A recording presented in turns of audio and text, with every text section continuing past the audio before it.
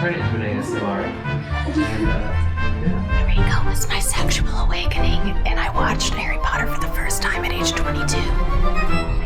And on that note, ladies and gentlemen, welcome to Four Basic Witches. My name is Michael. I'm Ashley. I'm Katie. And I'm Jenna. And we are the Four Basic Witches. And on today's episode of the pod, we're going to be talking all things Harry Potter. Ooh, Tide Pods. That can be next week's episode. I am a Slytherin, and I'm going to be very biased, so just keep that in mind. The two siblings on the couch, which is myself and Jenna. Hello. We are both Ravenclaws. The Superior House. Oh, no, we're going to talk about that. And to balance out all the conflict, you're going to have me, Katie, the ever so confused of their identity, and whether or not am I a Gryffindor or a Hufflepuff. I really want to be a Gryffindor, but I'm probably a Hufflepuff. All the Hufflepuffs, like one person watching is like, hey, Hufflepuffs aren't bad. They're particularly good finders, and we love them for that. They're great finders. How and her. Okay, so there are no, biases that are as strong as I think, the Gryffindor versus Slytherin. If you're a Gryffindor, you're either Gryffindor is the best house, and Slytherin can just suck it, or you're Slytherins are cool. I beg to differ. Really? I say the Hufflepuffs are the most biased house because they have to put forth extra effort to be accepted because everyone hates Hufflepuffs, even though Hufflepuffs loves everybody. I don't hate Hufflepuffs. I don't hate Hufflepuffs. I don't personally, I'm just saying the general You hate a consensus. Hufflepuff. No. I don't think... The thing is, I think it's an interesting situation. I don't think it's necessarily that people outwardly hate Hufflepuffs. I think because Hufflepuff plays such a smaller part, especially in the films, as a house, that they're looked down upon just mostly because they're not a known house that has much narrative focus. I mean, Cedric. He died. But he died. He's literally just in one movie. That's He's true. in one movie, and that's really the only Hufflepuff character you kind of get to know besides... is his name Ernie Macmillan in the Chamber of Secrets that gets... and he died too. He gets petrified. And Tonks also a character, dead. Okay. Wow. I think that just the author doesn't like Hufflepuffs.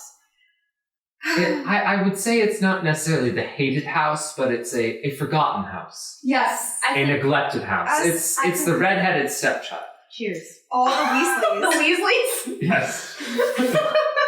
They are the way that some wizarding families that are purebloods feel about the Weasleys is a lot of the way that a lot of people feel about Hufflepuffs. Oh, but honestly, the Weasleys could really fit into the Hufflepuff house as the next, because they all belong in Gryffindor, but I feel like they all could be in Hufflepuff because they're so loyal. If you think about it, I mean, other than Percy. Yeah. We have a lot of loyalty towards Harry, towards the cause. Yeah. I just feel as though maybe they were mishoused. Well, is loyalty one of... I always forget. Is loyalty one of, the main words of Hufflepuff House? Loyalty is the main word. Okay. Mm-hmm. Shrewd and ambitious is the Slytherin. I hate shrewd. But it's on all the merchandise, though. I know, could we not put ambitious, No. shrewd? First of all, it just sounds bad. I think it was not a point of which word. I think Universal Studios just was it's too many letters to put on a shirt. Too much embroidery. It's just too Lots much. of goods. And I think the thing is, don't get me wrong, we all want a Hufflepuff as a friend, but I have always gotten annoyed where people are oh my god, you're immediately a Hufflepuff. Not because they're that house, but because they're just you are not the main character in your own life. No. As a BuzzFeed quiz. The BuzzFeed quiz said I am not the main character in my own life. And I was a little hurt at 2 a.m. Well, I think that's if what- you're not the main character of your own life, have I got the film for you to watch later? The Holiday, starring Kate Winslet. I let her sit in the front every time in Ashley's car. In fact, I insist on it because I say, Katie, you need to be the leading lady. Did you of your say life. Ashley's car though? It's not your car. This is my car. I bought it. I am the main character in that car. she needs, I own Robert. she needs to be the secondary Well, character. Yes. But if Ron. Katie's Harry. sitting in the back and nobody else is in the front besides Ashley, she's still the main character because Jessica Tandy in Driving Miss Daisy is the title character, Miss Daisy. So you would still technically be Yes. the leading character of your That's own what life. happens today. You were in the back seat and I was in Uber for I we did went have 2 some minutes choice. down the road. Okay, as backstory, we have 2 people in here that are over 6 feet tall, and I am barely 5'4" on a good day. So I was being kind, once again a Hufflepuff, just automatically taking the back seat. Although, my whole life I've taken the Pottermore quiz 3 times because I was really determined to prove that I was a Gryffindor. I got Gryffindor 3 times, and on one occasion, it asked me, do you want to be a Hufflepuff or a Gryffindor? And a part of me knew I should have said Hufflepuff, but my dignity said no. Your dignity said you're a Gryffindor. Well, you got Gryffindor 3 times. I know. So you're a Gryffindor. I know, but I think you are just internally conflicted. I am conflicted because now that after hanging out with all of you, I realize you all think Gryffindors are dumb. Okay, Well, that's a very fair point. they are dumb. But they're brave. And we're going to pause there. For brownies. We'll be right back after the break. Welcome back, everyone. And now we're going to pick up from where we left off, which Gryffindors are stupid. Discuss. Okay, full disclaimer, I have not read the books. I have only watched the movies. I've watched them many times, but I've only watched the movies. And immediately, just from the first movie, I was like, Harry and the gang could avoid so much trouble if they were just smart and thought about what they were doing for 5 minutes. Not even 5 minutes, 5 seconds. Yes, Jenna. Based on an earlier comment that you made, Mm-hmm. I have an observation that many people, when they first view the films or read the books, they're children. Yeah. You were 22 years old. And so I feel like you were able to logically think about this, so your perception may be different than the most popular group of people who watch Harry Potter, based on their familiarity with it and their first impressions. But even Fair point, though. fair point. That's a very fair point. But even the later books, they still do dumb stuff where I'm like, if you just thought about this, or you just asked for help, or just informed people on what was happening, maybe this would have been a lot easier for you. Maybe if you went about this a smarter way. For example, in the first movie, when there's a troll and Hermione's crying in the bathroom, instead of telling, I don't know, the head boy or telling Dumbledore or literally McGonagall, anyone that could help them about the troll and Hermione having her breakdown in the bathroom, they don't tell anyone. They sneak off and go, fight the troll themselves. I have 2 points to make on that front. Okay, yes. So I would say, 1, being headstrong and charging into danger, damn the consequences, is a defining characteristic of Gryffindors. Absolutely. Yes. B, my second thing is that I think for that particular situation, the rules that are in place regarding where students need to be at certain times could have deterred them from the fact of going to find help because, oh no, we're going to get in trouble. Let's just handle this ourselves so that way we don't get in trouble with the structures that are in place. So maybe it was more of a systemic problem with Hogwarts at that time. It's kind of like when you get to college and they make you do that module online where you have to talk about drinking, and they say, hey, if you get really blackout drunk but somebody's in danger, they have alcohol poisoning, take them to the hospital, call 911. But maybe they weren't progressive. This was back in the 90s where this was written. So maybe they said, hey, you'll get in trouble even though you need help. Well, what's worse, getting in trouble or being dying? killed by a troll? Maybe this is just the Slytherin in me coming out.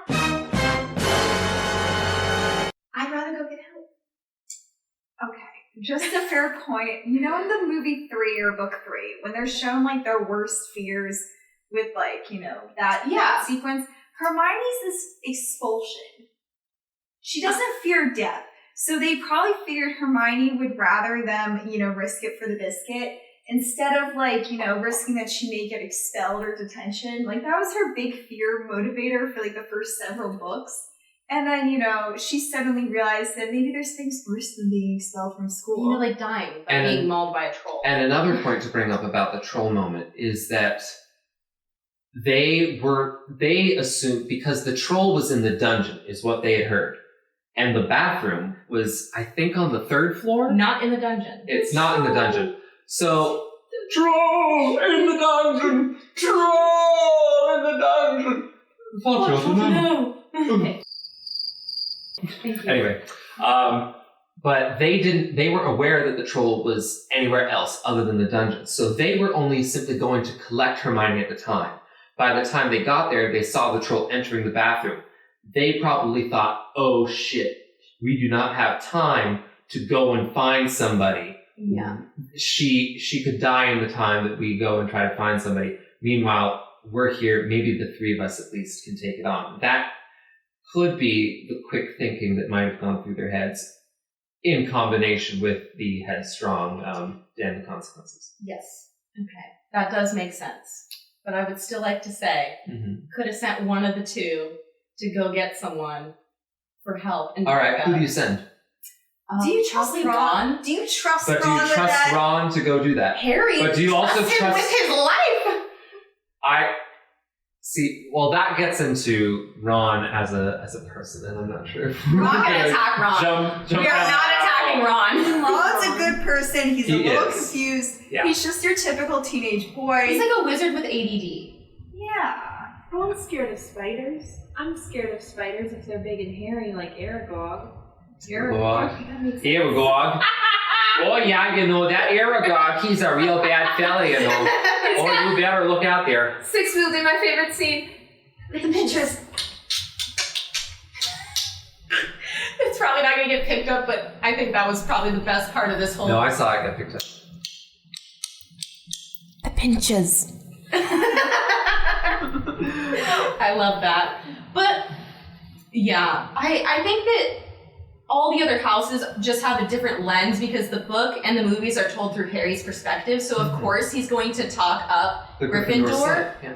no matter what, and he's going to talk down all the other houses. Yes, Katie. I would just like to point out that the Harry Potter novels would be very different if told from a different house. Oh. And I think that they would be a lot shorter because, let's just face it, if it was like a Slytherin told from the perspective, it would just be, I'm going to talk to my father about this. And so, Potter. And then it would literally be Draco talking to his dad, being like, can you believe that Dumbledore buys this act of the boy who lived? And he's like, we gotta just focus on murdering him, okay? Like, keep this in mind. And then a Ravenclaw would be like, oh man, I really gotta study for those owls. Like, Yeah. And like, they'd be like, so what? There may be a genocide on our hands. We gotta study for the test. The exams. And the Hufflepuff would be really focused in on the traits. Let's be real. They'd be probably the most aware out of everything, but they'd be really focused on those chocolate frogs. They're like the people who are psych majors, and they're just armchair psychology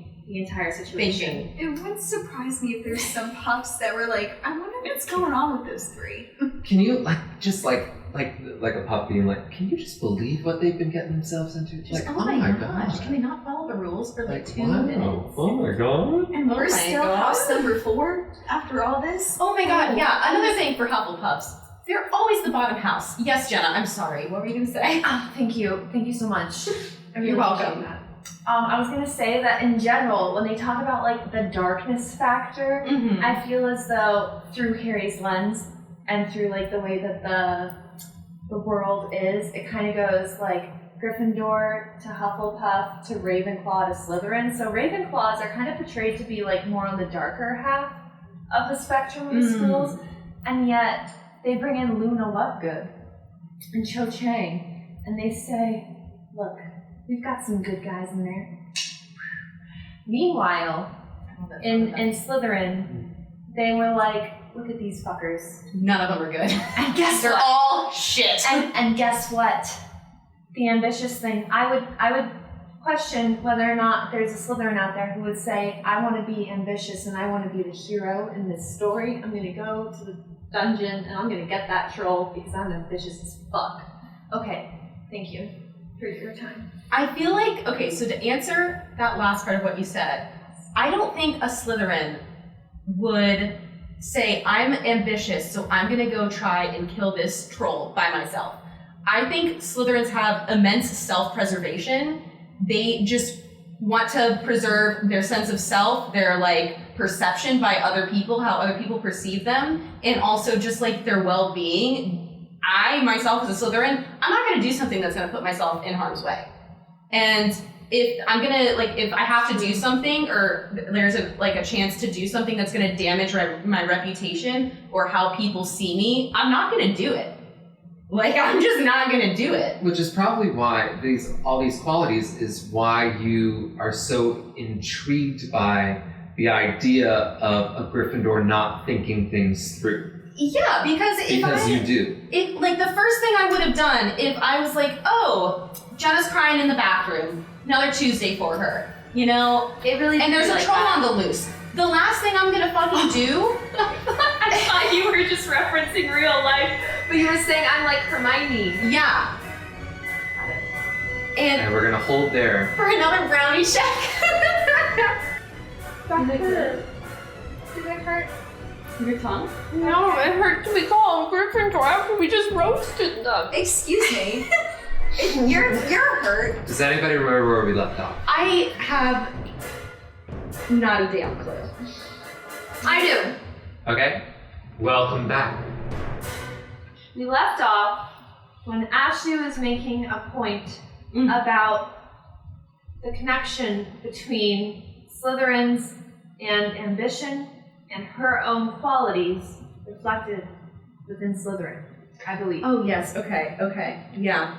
But I would like to point out that you yourself may think self-preservation is at all costs. I've seen in your daily life, you've consistently done things to help other people, and you have been pretty Gryffindor-like in your own scenario, taking people. You're the first person that people think to call when they're bleeding out of their And need a stomach. ride to the hospital. That is And you very need to true. run to the hospital. So, like, a true Slytherin would think, how can this benefit me? You don't think that. Your first thought is like, how can I do this? So I think when you're like, oh, well, if it's only going to be me in this scenario, I don't care. But as soon as another person's involved, caution to the wind. That is true. If it's like, if I'm the only person involved, I am extremely like cautious and I think through what I'm doing because I don't want to do a dumb mistake. But like, if one of my friends or like somebody needs help, I'm like, I'm on my way! Well, I do think that Slytherin and Gryffindor are two sides of a similar coin. Yeah. So I'm not surprised that there's overlap for you at all. No. Kind of like Harry. And I think the reason why people... A part of Voldemort lives inside you. Yes. It does. Lives in... And Harry could have easily been in Slytherin. I think that's why there's like been an argument where the three main characters could be arguably in other houses. Ron the Hufflepuff, Hermione the Ravenclaw, 100%. Like, and Harry the Slytherin. I mean, Yeah. let's be fair. He was a little happy to be in the Goblet of Fire. oh, yeah. He took a little pride. He was hamming it up. Wow, I never thought about it like that. Mm-hmm. I never put the three in the other houses. Because Hermione, like, On it. I really thought she was mishoused with, like, she should have been in Ravenclaw. But then again, she does do a lot of Gryffindor things. Like, she does rush into stuff without thinking sometimes. And, like, she sometimes forgets that she's a witch, where she'll, forget to do things with magic. And I'm just like... Does she?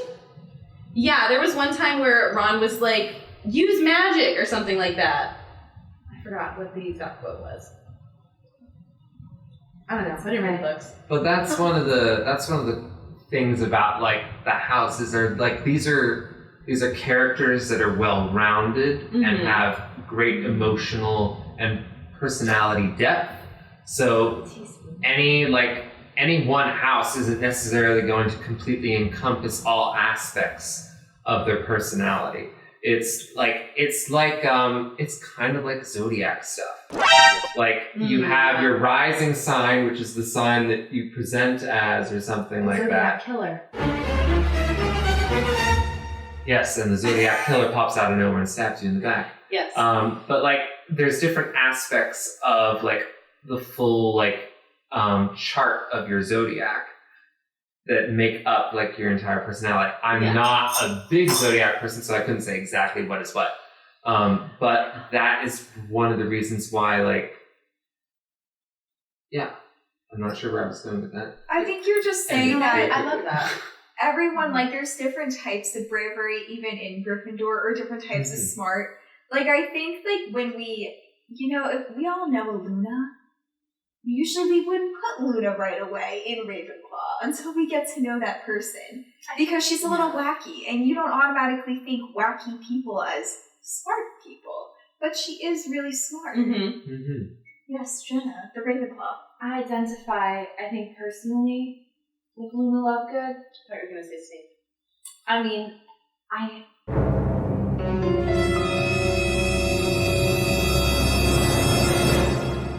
identify with Snape, but I identify as Luna Lovegood because Luna Lovegood is just, first of all, I love her character. Yeah. She was always one of my favorites, and I really like the way that she values her friends. I just think that she's practically perfect in every way, and though I hate myself, I feel as though I am closest to her in terms of like the way that people perceive me, perhaps. That's the Snape in you coming out, the hating yourself. Yeah, I'm kind of a combination of Luna Lovegood and Snape. And I feel like no character, like, embodies one house more than Snape embodies Slytherin. Loyalty. Loyalty to Lily, honey. Yeah, but that I feel like that could also be a Slytherin aspect, because I don't think it would be very Gryffindor-esque, or no wait, loyalty is Hufflepuff. Yeah. Hufflepuff-esque to just be like, no, I'm done. That was it. I can't find attachment or connection with anybody else. That was the only person. But I feel like a Hufflepuff can find connection and friendship and relationships with a bunch of people because they're so good at making friends and finding them because they're particularly good finders. So, like, I don't know. When I picture someone as the house of, like, Slytherin, I picture Snape. He is the head of the house. Yeah. So that makes sense. And just a side note, I know this is unrelated, but the one reason why I don't think it could be in Ravenclaw is because in the books, they mention that every time you want to get into the Ravenclaw house, You have to answer a riddle. and I would pull out my hair. I mean, yes, did I have good grades in school and I enjoyed school? But I think Hermione does not have time to be answering a riddle every time she wants to go back to her room. Like they said, people were sitting outside the dorm for hours, racking their brain. And like someone came along and like did it and they had to rush in. I mean, come on. Like that's ridiculous. That's excessive. Every time, like, are we giving the 7 years the same riddle as the first years? Like, that's just a little cruel. Like, now they can't use the bathroom. Yeah, some of them are like 12. Are you like differentiating the difficulty of the riddles based on the age and like Hazing. That's hazing. 101. Although I Hazing. enjoy the Ravenclaw house, I just don't think I could be a part of people who are like, yeah, you gotta get this riddle to get in here. I would be I'm very horrible at annoyed riddles. very quickly. I do kind of love that. I would love to answer the riddle to get in. Every time. Cool. That's so cool. Yeah, That's basically I don't know. like our own home. You're tired after a long day. You just failed a We have to answer a riddle to get home, Jenna? Yes. Oh god. Like, can you imagine? I've never done that when To I get go to in your here. house. To get into your house after like our long night, and we're all feeling nauseous. Some of us have to really go to the bathroom. They're like, hold on. Hold on. Let me spell you a spell here and tell me a riddle. I would stop coming to your house. We'd be like, I feel like we need to move. we're gonna start coming to my house more often. Like the Gryffindor room is like a password. I don't even think I don't know. They never really talk about the Hufflepuff or the Slytherin codes to get in, but it's just like the fact that Luna's like, well, sometimes we have to wait, and these people. I'm like, Luna, we don't have time for this. In the crisis, we're fighting a war. The Dark Lord is back. We don't have time to answer riddle every time you want to get a notebook. Okay. Oh my god. Perhaps the Dark Lord is the best representation of Slytherin. No, because they're not evil. Not all Slytherins are evil. But That's why I said that's why I said Snape, because I didn't want to pick like an evil character to represent the house because they aren't evil. And okay, But Voldemort is such a no. And I know that like the jury is still out on Snape and his redemption arc, but like I think he is a redeemable character, and I think that like he examples a lot of the best qualities and as well the worst qualities of Slytherin. Like I think he's a good representation of all of the above. Like just fully encompassing House Slytherin. I would. Just Does as anybody know all of like more traits about each house? I do. I know. Please go. So like a Gryffindor, they're like usually called as like charismatic, Mm-hmm. chivalry. They're the ones, the knight in shining armor. They're not always thinking about the dragon ahead. They're like, we gotta get the princess or prince. Depending on who's trapped. They're always like, we gotta be the person there because no one else is gonna do it. I'd say the Ravenclaw personality traits are usually the more logical house. If we're going into other characters, the Spock house. They're not bad. Mm-hmm. They're not good. They're just looking at everything's almost a little too black and white. Like, there's not a lot of gray area in the Ravenclaw house typically. They're like, this is the answer.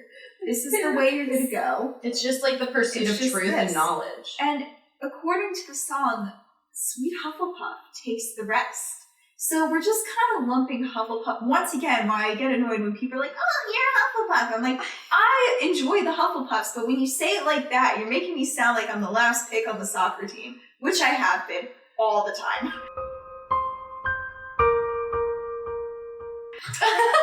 And then the Slytherin are like, kind of like, as we were talking earlier, shrewd apparently is a common trait. They that does go along with you. Like, you do like to save money wherever you can. But we're not shopping at Walmart, but we do like to. But that's shrewd isn't the same thing as frugal. No, it's just that you're trying to be smart to the point where it's like, we're cutting corners. A lot of corners.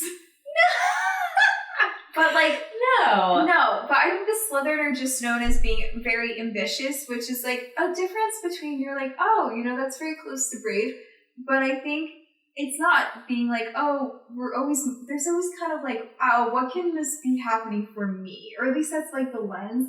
They're like, oh, how can this better improve my life? And that's not being selfish. That's just like, I hate to say this, but most people do think like that. Like every time they're like, oh, you don't just study for the test because you're hoping that you're gonna like learn things for other people. You're learning things for you. You want to pass. You paid money to take the class. Like, I don't know anybody, except for maybe like a masochist, who just continually makes decisions that put themselves at a disadvantage. I feel personally attacked. Well, I'm not saying You don't make decisions like that. Well, I think there's like some points sometimes you do. with certain things. I think like Ravenclaws, they're little set in their ways. If they're like, because they do think that they're the smarter house, aka they have the right choice, and then they're like, oh well, dumb Gryffindors, selfish Slytherins, and the sweet little Hufflepuffs will go along with my agenda. And that's not, no house is good or bad, but I think that, everyone thinks that they're the best and the worst sometimes. It's like in life, everybody has like their positive qualities and everybody has their negative qualities, and like Yeah. that's part of the part of the nature of human beings. Yeah. Yeah. And I feel like each trait within each house, like bravery, could be a good thing or a bad thing in different circumstances. Or like ambition could be a good thing or a bad thing. That's very true. Intelligence in search of wisdom can be a good thing or it can be a bad thing depending on how you handle it and the means and whether it justifies the ends. Not really sure Hufflepuff kindness would be Loyalty to a cause is not good. Yeah, loyalty Perhaps. definitely has like a positive and negative side. You can become trapped. Or loyalty to a fault. Yeah. Of, like, Or giving someone second chance after they've... yeah. The poor and downtrodden, as said in Hunchback. Yeah. Yes. Like being friends with somebody and constantly self-sacrificing to maintain a friendship or to make other people happy can definitely have a negative side to it. Even though it's genuinely like seen as positive, it can be negative for the person. So each house and each traits of each house can be positive and negative. And I do notice in different friend groups, this is my first really diverse friend group of houses. When I've kind of made my friends take the quizzes over the years, and I've noticed most of them have been Hufflepuffs. You know, just as a trend, because I noticed that those are my longest friends because they're always like there. They're not Harry Potter people. They're just answering the questions honestly. And, you know, that just means they're, like, good for you in the long haul. I have noticed in the group that, like, you know, you can't always have so many people of the same house. I don't know if this friend group would work if we had a bunch of Slytherins. Because, like... Bunch of me's. Yes. The friend group would fall apart in a week. If there's just four of Ashley, oh my god, no. Well, you and Jacob are both Slytherins, Ashley's boyfriend. And... you guys are kind of like on opposite sides of the spectrum. For Slytherin, yeah. For Slytherin, in a way. He's just really ambitious. And I think that that's where he falls into Slytherin. And he's also much, like, introverted. Refer to the chaotic energy Oh. versus the chill. Yeah. Oh, 100%. But that too. That too. Yeah. Are there... And that's been a roast on Ashley. It's fine. Thank you Roast so me. much. Roast me, mama. I love you so much. I love you too.